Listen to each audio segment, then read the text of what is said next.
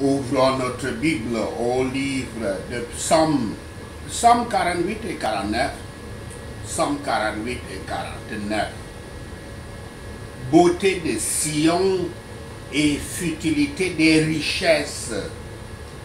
Beauté de Sion et futilité des richesses. Psaume 48. Psaume 48, les gloires de l'Église du Christ.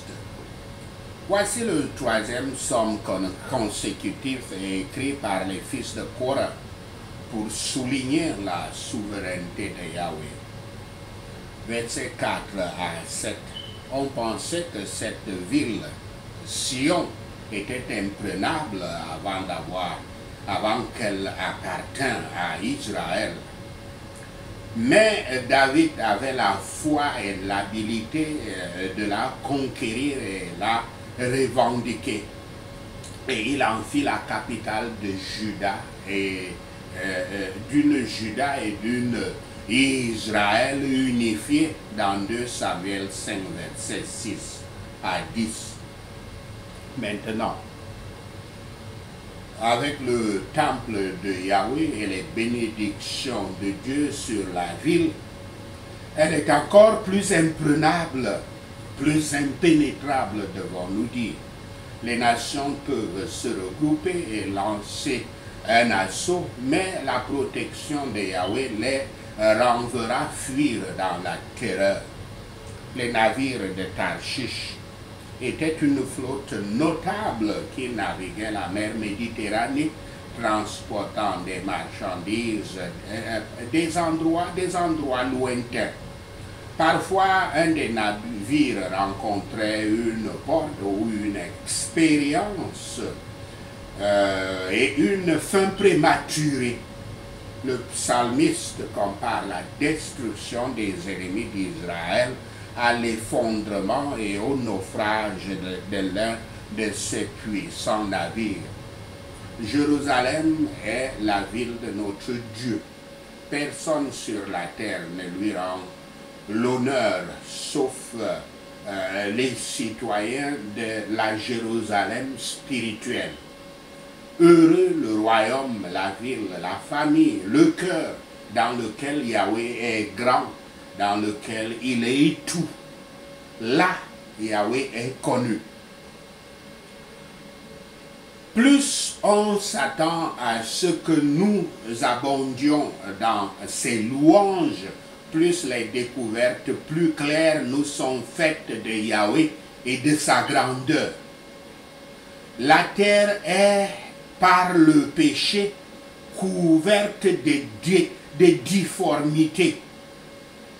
C'est pourquoi cet endroit de la terre, Sion, qui était embelli par la sainteté, pouvait justement être appelé la joie de toute la terre.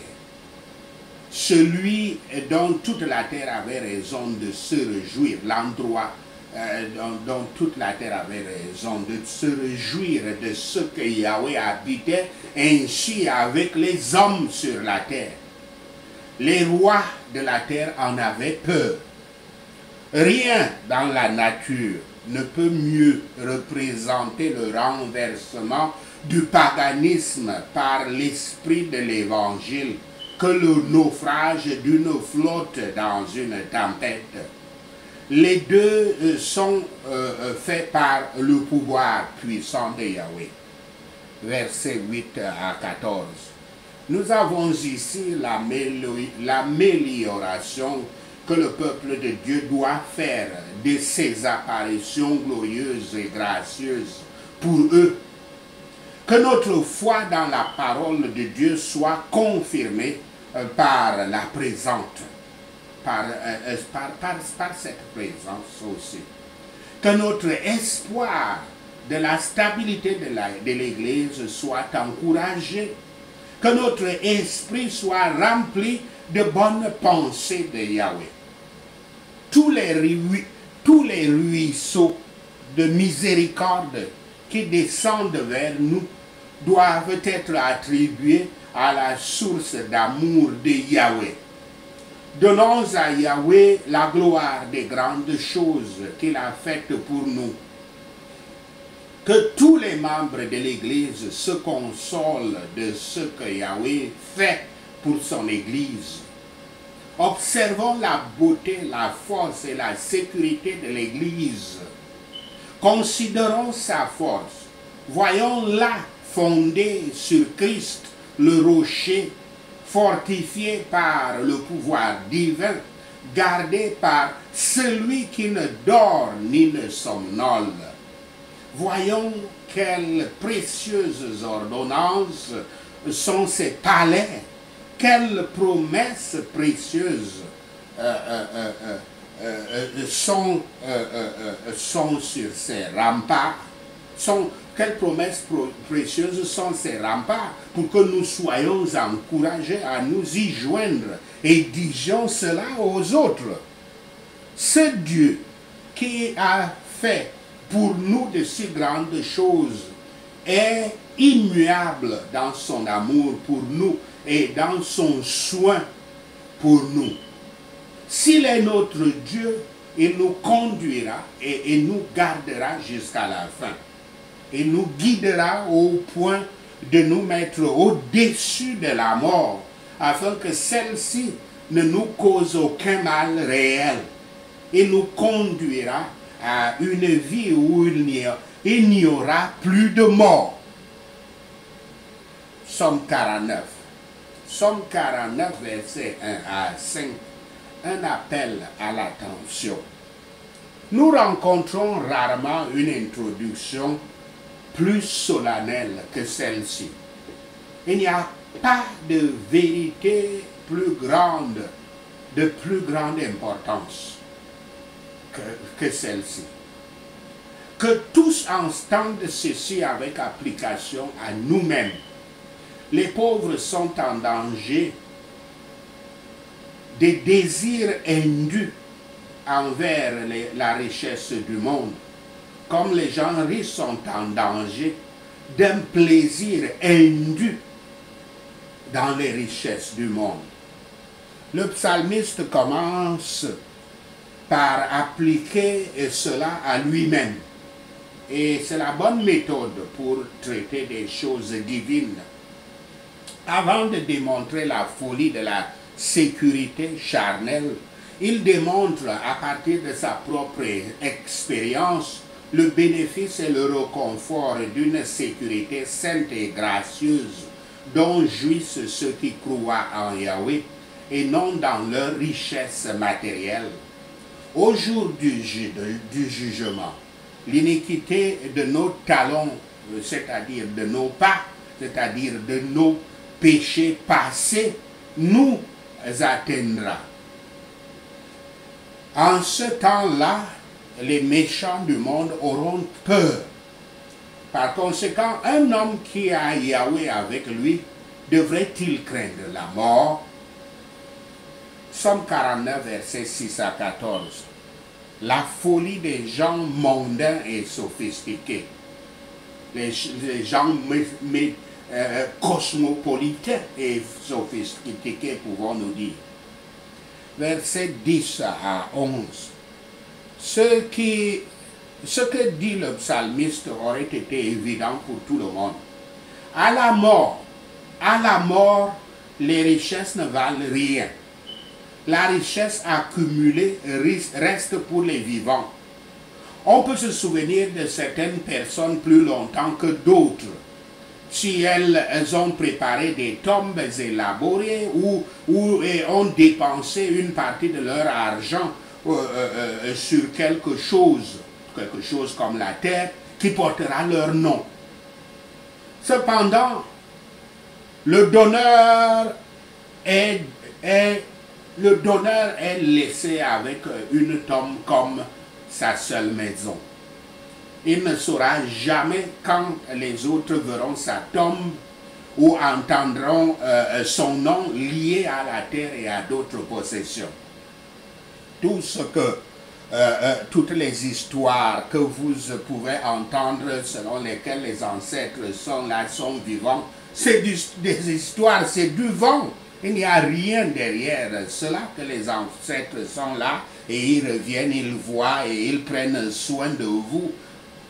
C'est tout simplement de l'ignorance, parce que Dieu leur aurait expliqué que cela est tout simplement des rêves.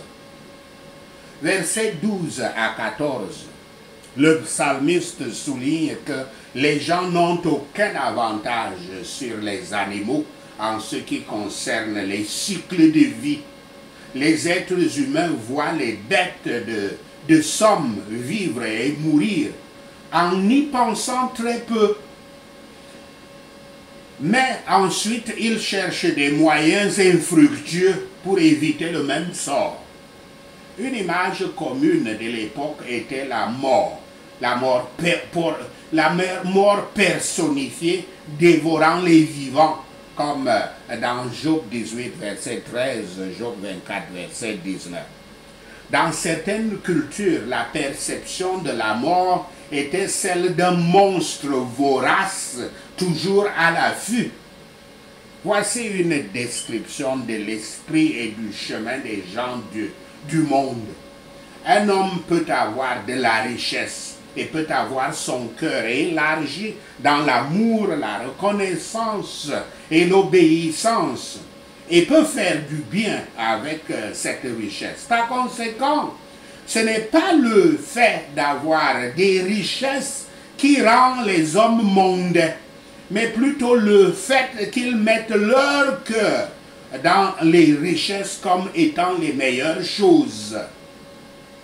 Les hommes mondains n'ont que quelques pensées flottantes des choses de Dieu, tandis que leurs pensées fixes, leurs pensées intérieures sont sur le monde, qui est le plus proche du cœur dans tous les cas. Mais avec toute... encore une fois, essayons d'expliquer ça ici. Vous savez que l'âme, qui est aussi en partie représentée par la notion de cœur dans les Écritures. L'âme, c'est ce souffle de vie que Dieu avait mis sur le corps qu'il avait formé à partir de la terre. L'âme donne donc la vie au corps. Si l'âme n'est pas séparée du corps, il n'y a plus de vie du corps et le corps pourrit. Donc, l'âme est donc proche du monde, puisque c'est dans le monde que l'âme envoie le corps chercher la nourriture pour sa survie. Ce dont il a besoin, les plaisirs des sens et tout et tout. Donc l'âme est plus proche du corps. Le cœur est plus proche du monde. Mais avec toute leur richesse, ils ne peuvent pas sauver la vie de l'ami le plus cher qu'ils ont. Quand j'ai personnellement entendu parler de la mort de l'épouse de Warren Buffett, vous connaissez le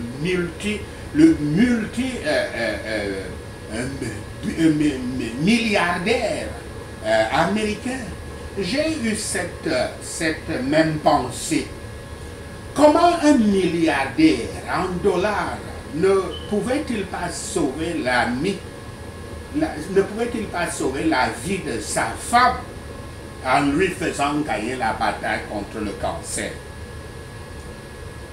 Mais ceci regarde plus loin, à la rédemption éternelle,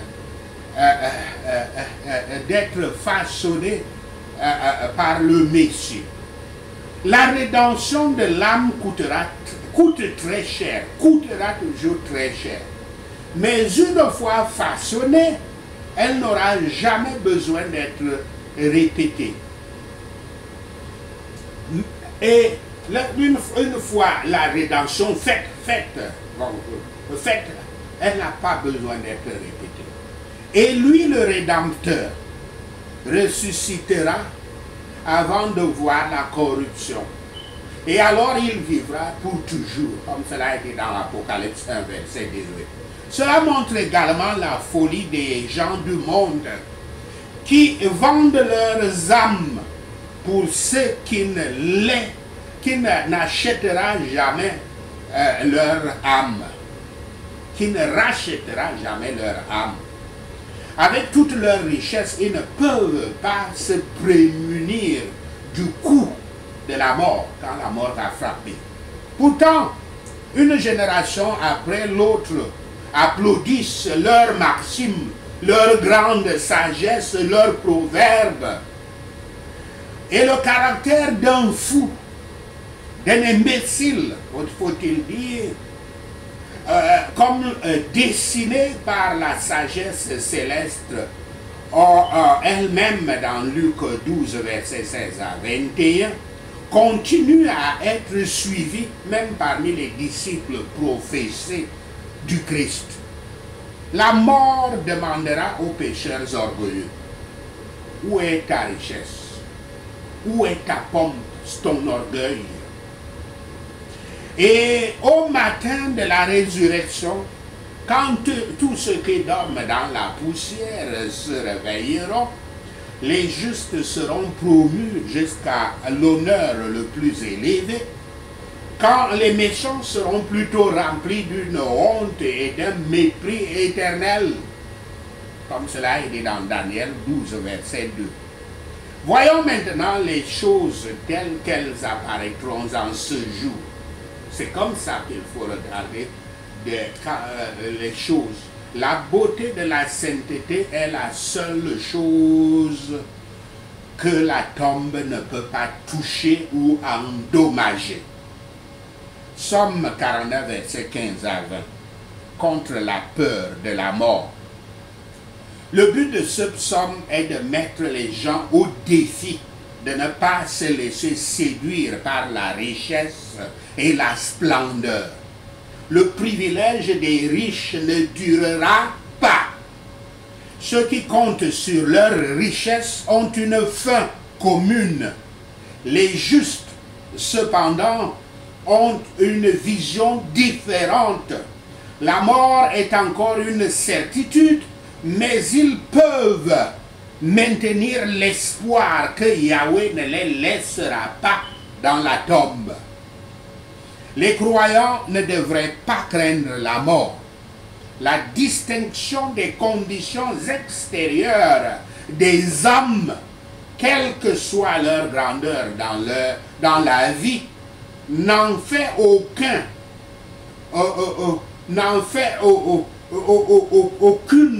à la mort. Mais bien que dans cette vie, elle puisse sembler de peu d'importance, la différence des états spirituels des gens pendant et après la mort est très grande. L'âme signifie souvent la vie, quand on appelle l'âme. Et aussi, comme nous avons dit, il y a une allusion partielle à l'âme quand on dit le cœur, quand la Bible parle du cœur, le cœur qui est, en faisant notamment, plus précisément, allusion aux pensées, au système des pensées qui est souvent mal traduit. Nous y arrivons. Donc, allons-y progressivement pour nous faire comprendre, au lieu de nous perdre. L'âme signifie souvent la vie. L'âme signifie souvent le moi. Toutes les choses qui vous font dire ma vie, y compris dans les émotions, l'intellect, la volition, l'esprit, comme je commençais à le dire, qui est une mauvaise traduction parce qu'il y a confusion avec le corps spirituel de l'homme. L'esprit, mais qui est bien traduit en anglais, mind, ou alors ce système de pensée que la Bible appelle aussi le cœur. Donc, il y a donc ces quatre choses, 6 choses, parce que le mind en question, l'esprit, le système de pensée en question est subdivisé encore en mind conscient, mind subconscient et mind et inconscient. C'est-à-dire système de pensée conscient, système de pensée inconscient, système de pensée subconscient. Donc il y a dans six les émotions, l'intellect, la volition et l'esprit, s'il faut appeler ainsi. C'est ça l'âme. Et comme j'ai bien expliqué plus haut. Le Dieu de la vie, qui fut d'abord son créateur, le créateur de la vie, peut et sera enfin son rédempteur, son racheteur. Cela inclut le salut de l'âme de la ruine éternelle. Les croyants seront sous la forte tentation d'envier la prospérité des pécheurs. Les gens vont vous féliciter ou vous pleurer d'avoir bien fait pour vous d'élever, de créer un grand domaine, un grand domaine de richesse et une famille. Mais qu'est-ce que cela t'apportera d'être approuvé par les hommes si Yahweh te condamne? Ça t'apportera quoi? Ceux qui sont riches des grâces et des conforts du Saint-Esprit ont quelque chose que la mort ne peut ni leur enlever ni améliorer. Mais quant au bien du monde, comme nous n'avons rien apporté au monde, il est certain que nous n'emporterons rien. Nous devons laisser tout aux autres. La leçon de tout ceci, c'est qu'il n'est profitable à personne de gagner le monde entier, de devenir propriétaire de toute la richesse du monde et toute la puissance du monde, si cette personne perd sa propre âme et est rejetée par manque de cette sagesse sainte et céleste qui distingue un homme des animaux, des bêtes, dans sa vie et dans sa mort. Et y a-t-il des gens qui peuvent préférer le sort du riche pécheur à celui du pauvre Lazare, à la vie et à la mort et à l'éternité? Sûrement il y en a, bien sûr. Mais quel besoin avons-nous alors de l'enseignement du Saint-Esprit, quand avec tous nos pouvoirs aussi vantés, nous sommes enclins à une telle folie dans la plus grande de toutes les préoccupations? Sachez ceci et le Seigneur vous bénira. Prenons ces points de prière. Grand est Yahweh et le plus digne de louange dans la ville de notre Dieu, sa montagne sainte de Sion. Belle est sa hauteur, la joie de toute la terre est la montagne Sion, la ville du grand roi, l'église du Christ. Yahweh est dans les citadelles de Sion, dans son église. Il est montré comme sa forteresse. Quand les rois unissent leurs forces, quand ils avancent ensemble, ils voient Sion, l'église de Dieu, et ils sont stupéfaits, ils fuient dans la terreur. Le tremblement s'empare des princes de la terre à Sion, l'église du Christ. La douleur, comme celle d'une femme en travail, les saisit.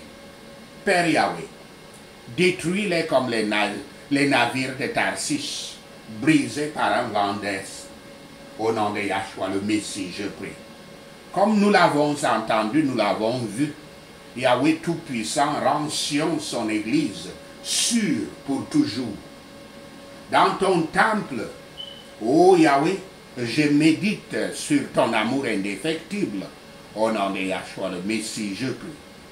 Yahweh Shaddai, comme ton nom, ta louange, atteint jusqu'aux extrémités de la terre, ta main droite est remplie de justice. La montagne de Sion se réjouit, ton église crie de joie à cause de tes jugements, au nom de Yahshua le Messie. Yahweh est notre Dieu pour toujours et à jamais. Il sera notre guide jusqu'à la fin des temps. Au nom de Yahshua le Messie, nous prions. Écoutez ceci, vous tous, les peuples, écoutez tous ceux qui vivent dans ce monde, à la fois les hauts placés et les bas, les riches et les pauvres, ceux qui croient en leur richesse et se vantent de leur grande richesse sont stupides et insensés. Pourquoi devrais-je craindre quand les jours mauvais viennent, quand les méchants trompeurs m'entourent? Personne ne peut racheter la vie d'une autre personne ou donner à Yahweh une rançon pour elle. La rançon pour une vie est coûteuse. Aucun paiement n'est jamais suffisant afin qu'il puisse vivre éternellement et ne pas voir la décrépitude. Tous les hommes peuvent voir que les sages meurent, que les sots et les insensés périssent aussi, laissant leur richesse aux autres. Leurs tombeaux demeureront leur maison pour toujours, bien qu'ils aient nommé, ils ont baptisé des terres pour eux à leur propre nom. Malgré leur richesse, les gens ne durent pas. Ils sont comme des bêtes qui périssent, qui sont égorgées à l'abattoir. C'est cela le sort de ceux qui ont confiance en eux-mêmes et en leurs disciples qui approuvent leurs paroles, leurs maximes.